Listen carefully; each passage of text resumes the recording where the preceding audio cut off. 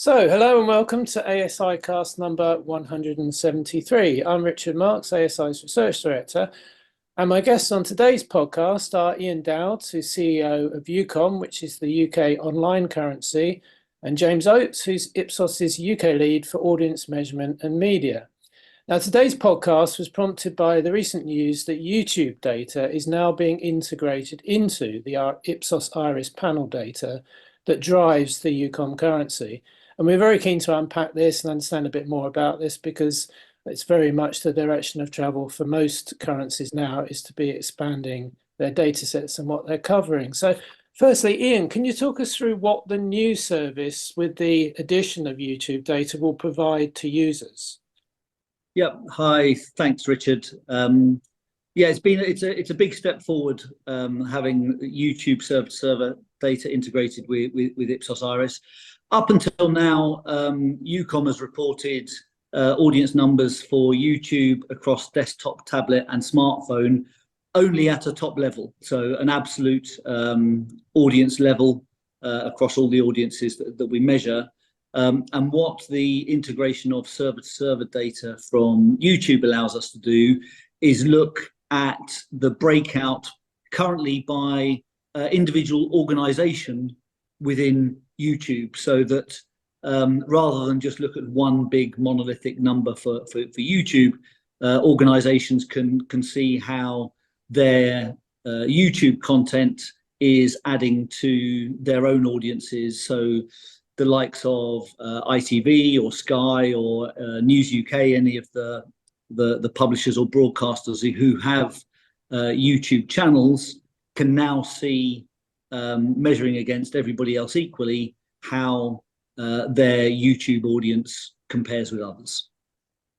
And that, as you say, is at effectively a service level. So it's not going into the long tail of every video on ITV or whatever. It's about understanding. I think is it about a couple, effectively 200 or so. It's just of YouTube site.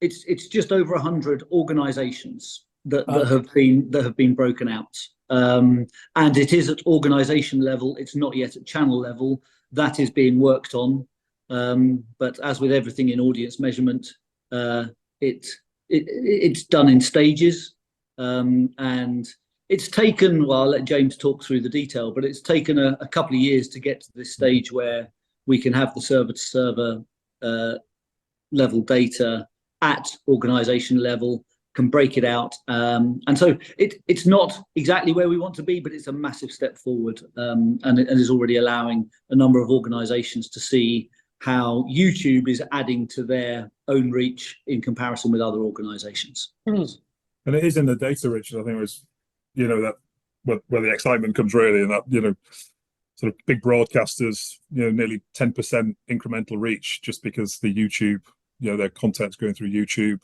And even some of the news publishers, we're seeing nearly 5% incremental audiences, because of the content that's being viewed through YouTube. So the bit that, all the hard work, it's actually about that measurement at the end of the day. That's the exciting part that is now available. And how frequently are they able to track that? And what's the frequency of reporting? Are they able to see that on a daily or a weekly or a monthly basis? We deliver that through the monthly service, and then obviously it's broken down by day within the monthly service for at that total level. So yeah, it's obviously been a big step forward to get to that point. So they can look at the data and see if there was I don't know, a peak if someone just happened to call a general election on a particular day. Absolutely, we'll definitely be looking at that for sure. how many people defaulted to YouTube? Interesting to see. From a technical perspective, James, how are you integrating that data? Because it's server data, as Ian said. You have a panel which is, and I think the strength of your panel is that it is a person-centric. That's right. Panel, as opposed to device-centric panels. How are you joining those two sorts of data together? Yeah, so I mean, first of all, just I want to reiterate what Ian said in terms of the effort that's gone on, and not only between Google and Ipsos and UKOM, but actually all along the way, we've been sharing the approach with the technical board at UKOM, you know, a representative group from across the industry, which I think is really important. But the essence is that the panel data still remains important, Richard, to your point. So that remains the basis actually for the audience figures and the uncalibrated sort of volumetrics of views and time. And so the way we're working with YouTube is that we measure the core data, I guess, still through that 10,000 panel to make sure we got the observations. And every video that we observe in terms of the viewing on the YouTube app or the website is gathered, and we effectively create an ownership ID approach, which is aggregated. And the key input that we get back from YouTube then is the ability to understand the actual volumetrics that are associated to those observations. So I think it's really important in terms of, you know, clarity, that that's the way we've anchored it. We've anchored it as a combination of both the panel data remaining important and the essence of the measurement from a people perspective. The YouTube data is very much the volumetrics, the overall usage statistics, and then ensuring that we're marrying that to the universe, you know, which is obviously 15 plus for us within the online universe for UKOM, and then not effectively calibrated, but bringing those two data sets together and then providing that into the output. So are you in the YouTube data? Are you getting demographics from demographics? Are driven, they're driven by our data set. Yeah. So Yeah. are you making an ID link between? I see. So you're hooking effectively. You've got your iris panel is measuring YouTube at a service level, and then with ID links, you can then go in and go down a level to look at the 100 or based so. On the content creation, yeah, and then we're on the content owner, and then we're effectively applying the volumetrics from YouTube to that data set. So yeah, it was really important to us that we had at the core of this measurement our own panel, so it remains consistent with the observations that we've built out elsewhere. And we obviously, as you know, the second, well, making sure you know, the second stage of what we do in our sort of measurement has always been to link that through the synthetic approach, so where we expand the measurement, and that's where we bring in the YouTube data at that point to then join the rest of the measurement. Given that there have been issues arising in the past about YouTube's self-reported data in terms of, you know, that, you know, comments about, you know, marking their own homework and sometimes data reissues and so on. How are you validating that the data they're giving you is actually what happened? Yeah, so I think a key piece of that, and it was one of the stipulations for us even getting going with the data set in the first place, was that it is actually audited and audited by an external organization, you know, in terms of the overall data set. And that was really important to us, that we needed that sense check. We've obviously been working with them along the way as well for the last 2 years to ensure there's consistency in the data that we see and the data that they see. And that will continue now in terms of that, both that external audit effectively that Google go through, and then, you know, we'll obviously continue to make sure that our benchmarking of the data that we see is mapping in the same way that we saw for that first 18 months of building out. And in terms of the coverage, just by coincidence, two episodes ago, we interviewed Nielsen, who are integrating YouTube CTV data into their Nielsen One service in the UK that's becoming available this year. I guess that raises two questions. I think I'm right in saying they're only looking at ads, whereas you're looking at content. But does the iris integration take any account of CTV data, or is that where your demarcation with Barb is quite clear as to what you do and what you don't do? Well, to be fair, the demarcation, as you describe it, isn't agreed with Barb. The demarcation is that, as it currently stands, UKOM's remit is to measure desktop, tablet, and smartphone, it's not for any organisation to come to us and say, we'd like you to measure CTV, could you add this in, please? It's more of a top-down of the industry, our stakeholders, and our exec board coming to us and saying, we'd like you to consider how you might ask Ipsos or the supplier to measure connected TV. And until that happens, we're not knocking down doors saying that's exactly what we want to do. So our remit is, as it has been since day one, desktop, tablet, smartphone. Of course, there is a great deal of talk about connected TV. Ipsos are quite within their rights to explore all kinds of measurements with all kinds of companies around different devices. But it's fair to say that as it currently stands, our demarcation is very clear: desktop, tablet, smartphone. Mm. Obviously, and I guess the word demarcation, you're right to pick up on it, because those are increasingly blurring, if ever they were defined in the first place. And this is clearly a positive step towards cross-platform video measurement. How do you see this initiative as complementing Project Origin, which is obviously its long-term goal is to be measuring all media? Its main focus is video, but there's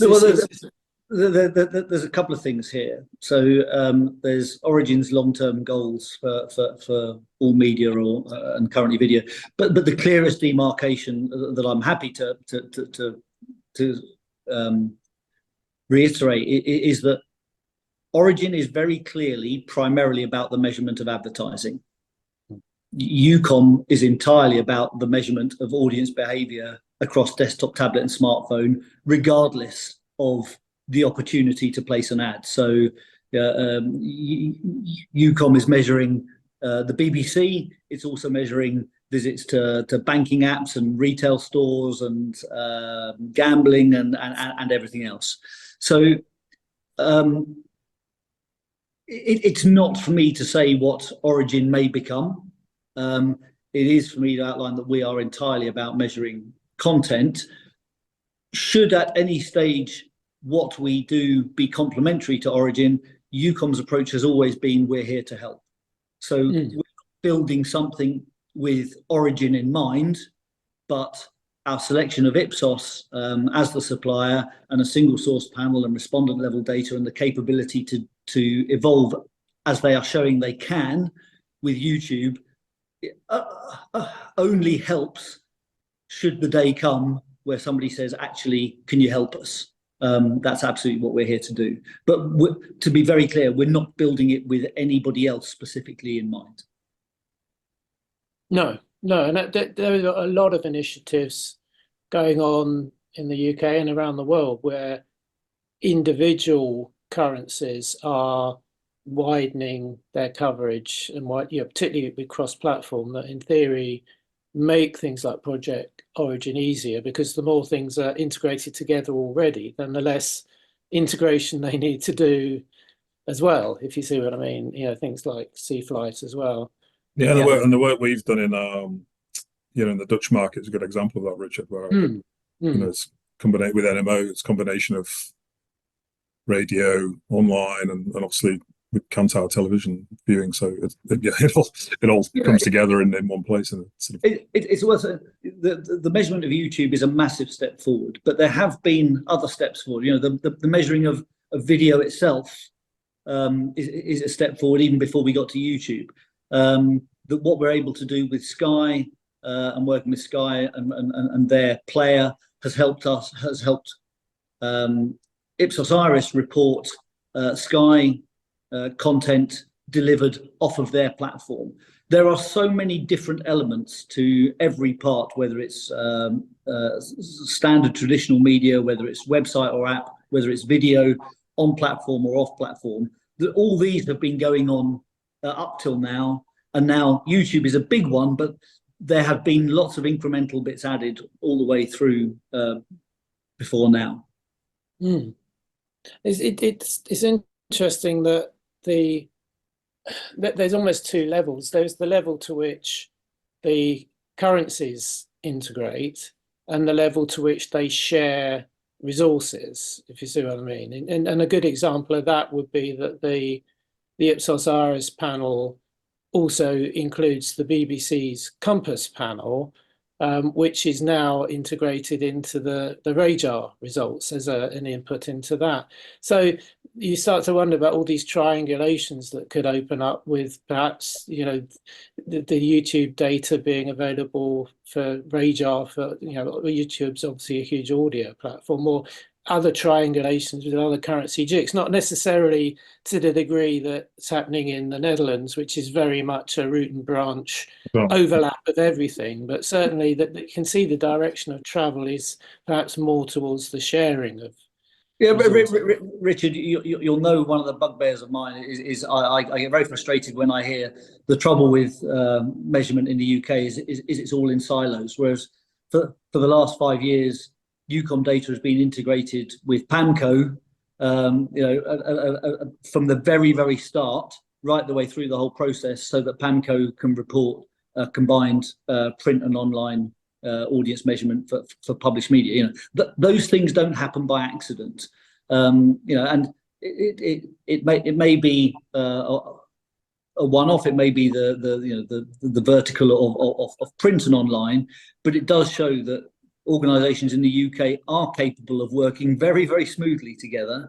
And it's fair to say that conversations are always ongoing about where we can help each other and where there are gaps that might be filled, and where there's an element of collaboration that's actually going to feed the benefit the whole industry.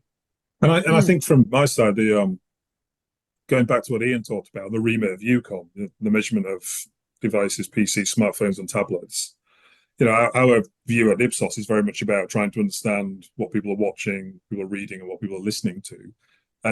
But actually, it's consumer behavior, isn't it? That's gravitating increasingly to the use of the mobile phone and the devices that are on the sort of with us all the time. And what I like to think is that, exactly to your point, Richard, that we're actually at least creating the building blocks through our measurement approaches, that as and when broader industry groups want to talk about how there's an overlap in that measurement potential, we're able to do that, and we're able to be part of that conversation of being in the day together. And I think one thing we've always been with the UKOM service is massively transparent in the marketplace about what we're trying to measure, being really open around the synthetic model a long time ago, right? Through platforms like your own. And we believe that at least saying what we're trying to measure, then people can make choices about, is that time for us to start to look at a more closer link? And what I would say, Richard, is even before we get to other devices,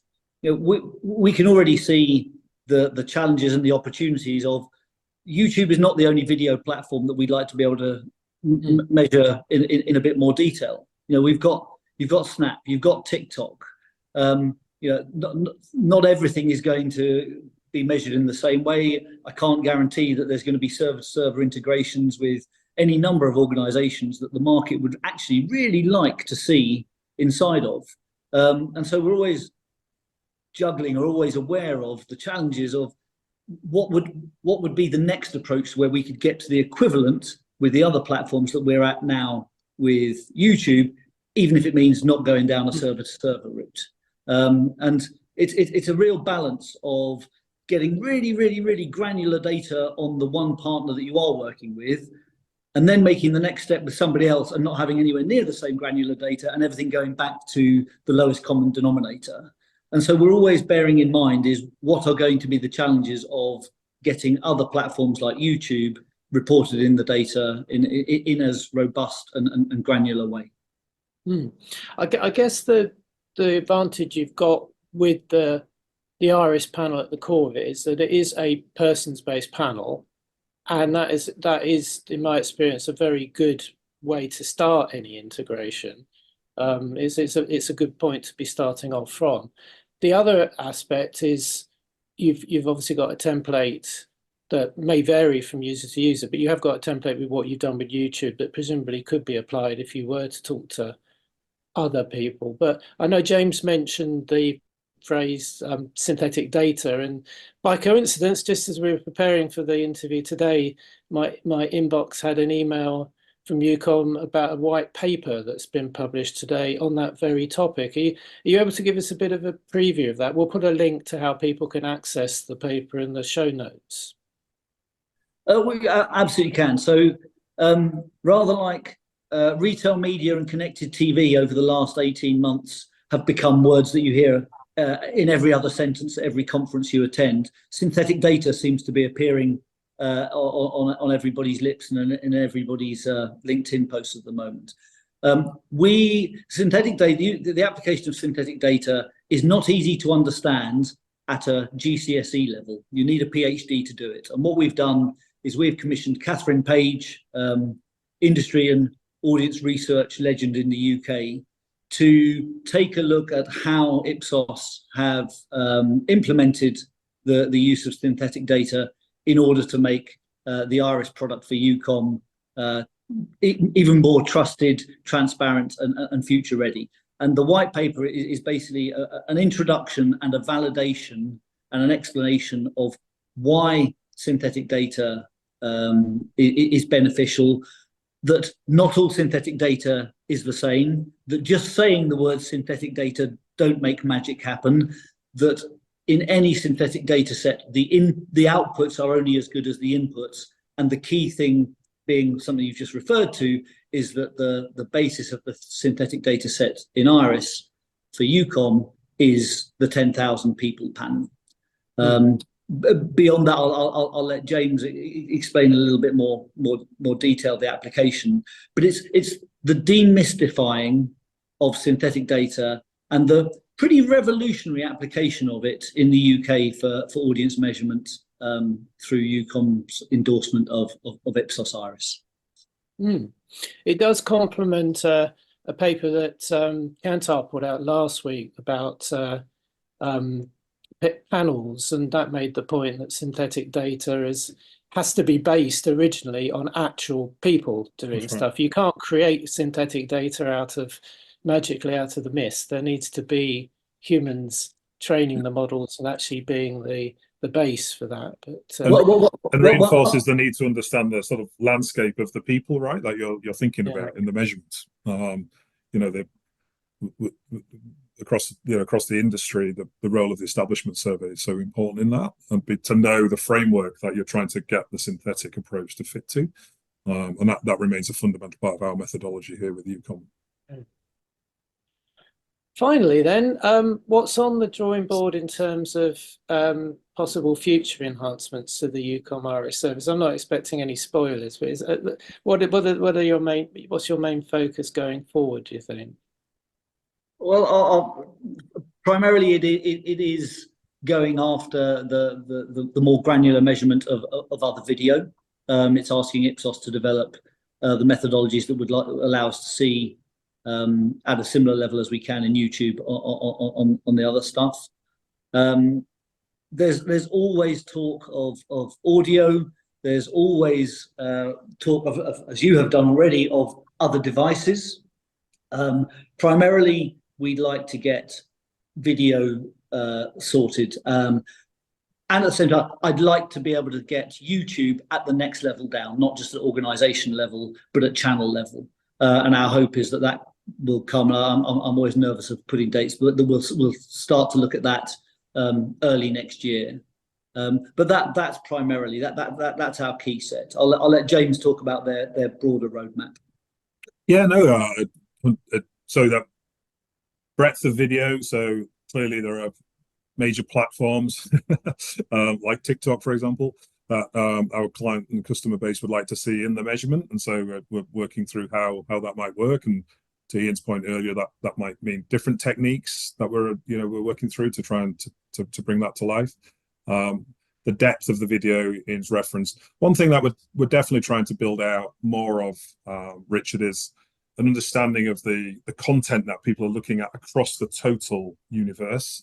So whether that be interest in electric cars, how people are thinking about holidays, if you think about the way in which people want to understand the landscape in which they want to advertise and they want to plan, understanding more and more about interests that go across different sites, that's going to be a key part for us to evolve and will emerge in the service. And for me, Ian did reference it as a sort of an industry talking point, but retail media, we believe we've got great data to help put some understanding of what actually is happening in the retail estate and that big push for investment in the retail media landscape. And so again, it's a really good example of where video and what you watch is one thing for for Barb and what they want to measure, but actually we're always watching content that might not be counted in that measurement service, but is important in terms of what's being viewed online. And I think getting a better understanding of what's happening in the retail landscape, how Amazon stacks up against others like Tesco in the UK, we've got data that can help people understand that, and we're going to go down a level into that space. Yeah, it's interesting. You talk about developing capabilities in that. I get frustrated, Richard, that I hear one of the challenges in retail media is that all the big players are just acting like walled gardens and building up more silos of data, and that it's really hard to get a single view or a consistent view of audience.